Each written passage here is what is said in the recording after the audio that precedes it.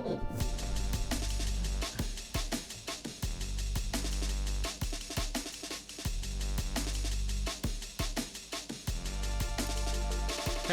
everybody, this is me, Game Penguin 21, and today, oh boy, looks like we're going to be talking about a little bit of Roblox stuff today, and we don't really have much of an intro because I want to get this video over quickly because the only problem is that I'm currently working through burnout, and I'm fairly certain everyone knows that when I start working through burnout, a lot of videos tend to come out not as good, so there is that.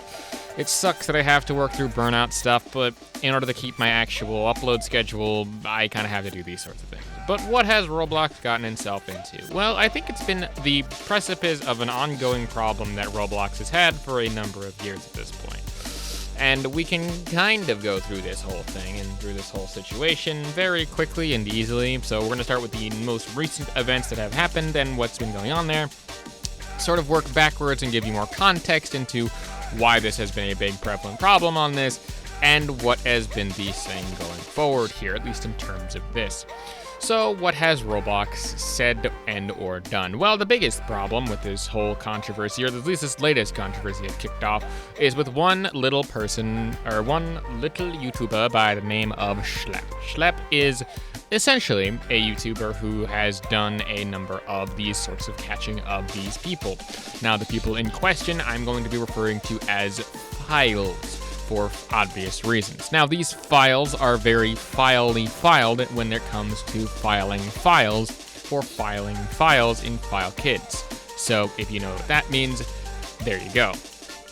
Overall, these files have been one of, if not the biggest problem in terms of at least the scourge of generally even just the internet as a whole, if you kind of think about it, because they've been trying to muster their way into various places that have been quote-unquote more accepting, or at some points been, not really snuffed out properly. Now, this is a biggest problem, at least on Roblox, because these sorts of files tend to do a lot of tactics in order to, do the filing to the kids. So, now Schlep is just a little bit of backstory for them specifically, is that they were actually one of these kids who got this sort of treatment, and when the mom put up the concern with Roblox, they were given the cold shoulder, saying, hey, that's not our problem, for some reason. So Schlep decided to take it upon himself to do the correct thing and actually help out the police officers.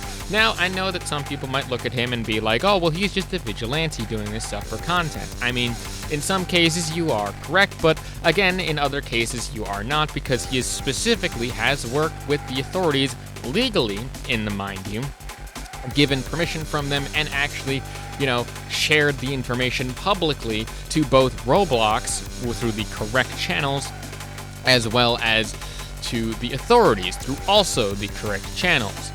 But, I mean, he makes content, and he's a big content creator, and he is seen as sort of a vigilante, but he really fucking is not. It's just really strange how he got completely terminated off of the platform. Yes, that's right. Schlep had gotten completely terminated off of the platform and was sent a cease and desist by Roblox specifically. Now, in the specifics of the cease and desist, to go off on that, because the termination of every single account associated with him is just kind of a little bit stupid. But to go into the specifics of it, it was basically the cease and desist was him taking his stuff and simulating these sorts of child endangerment things, as well as, in some cases, deciding to take the law into his own hands, at least it's according to Roblox, as well as getting conversations to move off platform. Now, that second part is more or less very interesting because while, yes, the first half is technically simulated, it was also legally done through, again, various means of, actively getting these people caught. So, all of that was filed to the correct people, to the correct locations, and while quote-unquote, it wasn't fast enough. What do you mean it wasn't fast enough, Roblox? There was a lot of Speedy Gonzalez actives done to that, at least from what I can tell, in terms of the 2 years that he has actually gotten 6 people arrested. That is at least 3 arrests per year, by the by. And you have apparently had over 1,200 applications, or 1.2K of these sorts of reports happening, and you have done very little about it. So there is that. Now, in this cease and desist letter as well, it seems that they have doubled down and tried to actively get him to be more silent about this situation. But more so than that, one of, if not the more interesting things here, and the problem of this sort of denial that Roblox has had for a while is that, well, originally Roblox was actually not a place for online dating, at least according to the CEO of Roblox merely just, I think, 4 or 5 years ago. The actual thing that he has said is that, well, we don't want Roblox to be this sort of dating website for these sorts of activities and things, and well, it seems that they have now completely 180'd on this stance, with them now saying that the internet is a fine place to meet new people and to actually get into relationships. Now, while in some cases, when there are 2 consenting adults, sure, there might be some stuff there, but at the end of the day, try to keep it to at least the proper channels if you're going to online date, or if you're going to completely avoid dating, then, well, go to date at least in real life. That is just from our personal experience as well. But the internet is not the worst place to find people. It might be not the greatest, as you will have like nearly a 40 to 50 chance of the person being completely fucking insane. So there's that. But at the end of the day, this platform, specifically for Roblox and for most of the internet, apart from, say, the actual dating websites, I would say is not the most appropriate place to do that. But at the end of the day, I have found people who have actually had some real relationships. So, yeah.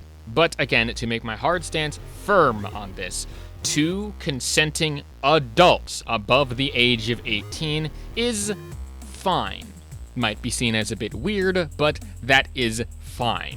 On a platform like Roblox, hell no. That is a hardline stance of no, fuck out of here. That's just super bad, especially for those types of people who are filing these kids away. So, we'll move on from that. It's very interesting how, again, this problem has been pretty prevalent for years.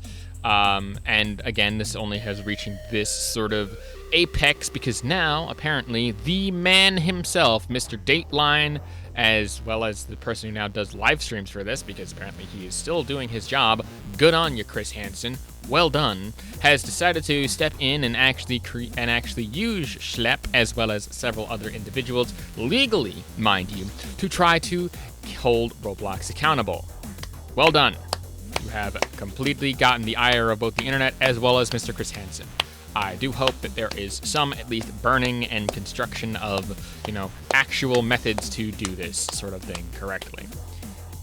Anyway, moving on from there, to show how to kind of show and give a little context to how prevalent this problem has been, and not just to go off on a midsummer's night's rant of just high off of mushrooms half the time. There are a few different places that we can technically look for these types of people. And you don't have to look far, as these kinds of people have been reported on a number of times by a number of different individuals with enough evidence to choke an entire herd of cattle. So the more or less the ones that I can think of, at least the ones on the top of my head and the ones that I've written down here, is the Forsaken drama, specifically the Potamer drama. There was one where it was at least an entire dev team that had this sort of behavior. I can't remember which one it was. There's probably been at least a couple, but it was a recent one, and that also got another person also ousted from the community, not completely banned, but they were, hosting a special party at a convention where everyone was invited, and they got ousted for that.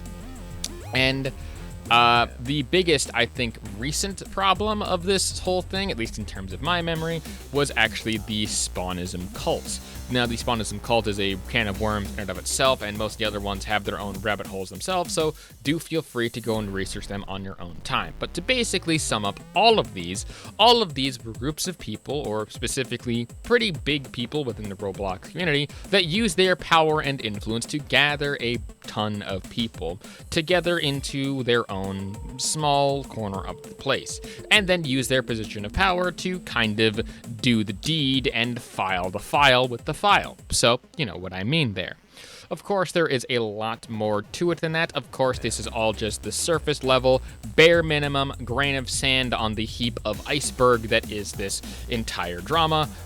But at the same time, you can see how throughout the years this whole problem has been a pretty big thing, with some of those people not even receiving that much of a backlash. I mean, for example, Potamer himself, even though he has done and has admitted to these sorts of actions, has yet to receive any punishment, at least as far as I can tell.